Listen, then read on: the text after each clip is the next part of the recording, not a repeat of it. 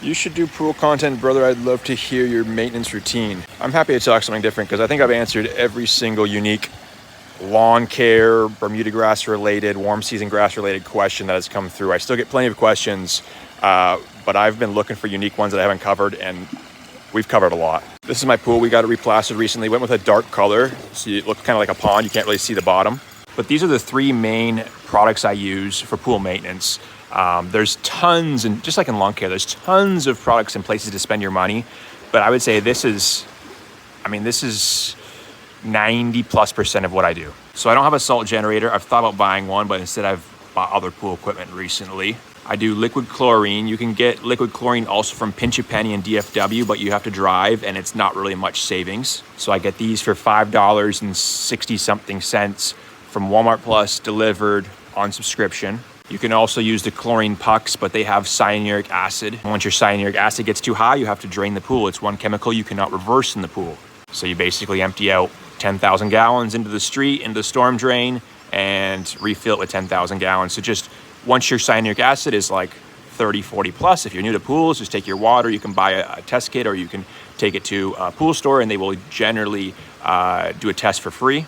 But once it's in the 30s, 40s, 50s, you don't really need pucks anymore, and you probably shouldn't rely on pucks, but instead liquid chlorine, jugs like this. Every pool is different. In the summer, mine needs right now like 4 jugs to keep it clear, and that's per week. And then for pH and alkalinity, I keep that balanced with baking soda. You can buy the alkalinity up, alkalinity down, pH up, pH down, but those products are generally, they work very well. They're just marked up. Many of them, some forms of baking soda, and of course, muriatic acid does a better job at bringing the pH down.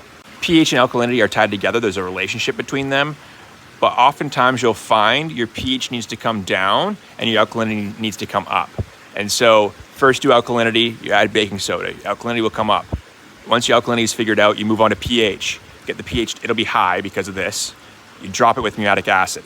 Now, there's different concentrations you can get. I got this one from Lowe's. I think the most concentrated muriatic acid that I can find is at Ace. It's like $10 a jug. This is 2 jugs at a fraction of the concentration for 16 or so. I still think the 1 jug for more money is a better deal from Ace. It's just, I don't have an Ace super nearby that carries it. And then once those are figured out, you move on to chlorine. And if your pool's yellow, you generally just end up dumping a whole bunch of these in. The baking soda is from either Sam's Club, Costco, or Walmart. You can get this size of baking soda. But that's the absolute beginner's guide to 3 basic products that you should have when starting to take care of your own pool.